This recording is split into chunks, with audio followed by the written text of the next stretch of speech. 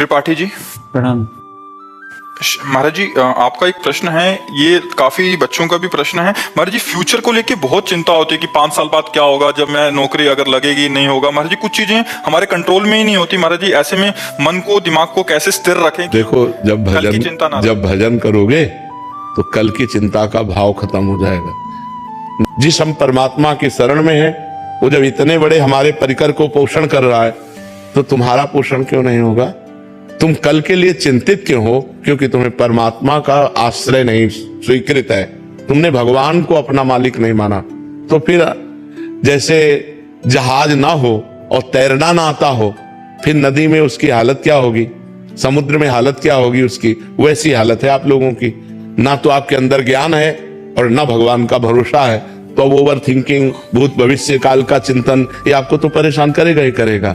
हम कहते हैं राधा राधा नाम जप करो और भगवान के आश्रित रहो, जब तक ज्ञान हो तब तक ब्रह्मचर्य से रहो। देखो आपका अंदर से क्या ज्ञान प्रकट होता है, एकदम आनंदित रहोगे बच्चा, एकदम आनंदित रहोगे। हमारी बात मान लो, अगर हम भगवान के सहारे हैं तो हम आपको बार बार कहते हैं किसी भी बात की कमी नहीं है और किसी को चिंता नहीं। इनको इसलिए चिंता नहीं कि महाराज जी बैठे हैं, हमको इसलिए चिंता नहीं कि भगवान है। सब एक दूसरे के आश्रित होकर भगवान का आश्रय ला, किसी को कोई चिंता नहीं।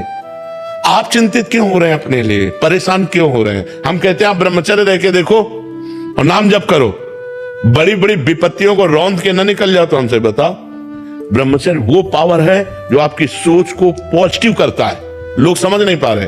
और ब्रह्मचर्यहीनता जहां जैसे जैसे आती जाएगी, आपकी सोच निगेटिव होती चली जाएगी। निगेटिव सोच ही मृत्यु है और पॉजिटिव सोच ही जीवन है।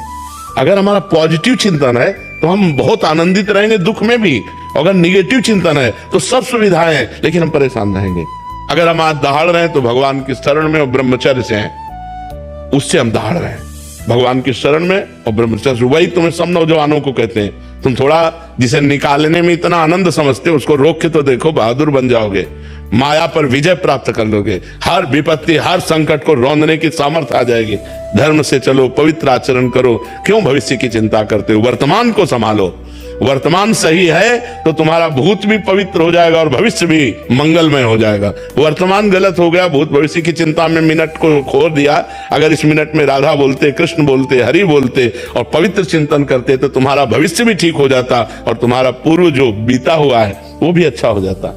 इसलिए नाम जप करो और ब्रह्मचर्य नष्ट का। 12-12 वर्ष के बच्चे जैसे ब्रह्मचर्य नष्ट कर रहे हैं, अब ये 22-24 तक पहुंचते पहुंचते ये सब फ्यूज हो जाएंगे। इनके अंदर सामर्थ्य ही नहीं रहेगी कि वो गृहस्थी के लायक रहे। हमारी बात को लिख ले, कागज में लिख ले, चाहे दिमाग में लिख ले। अगर वर्तमान में भगवान का चिंतन, तो जैसे पूरी सृष्टि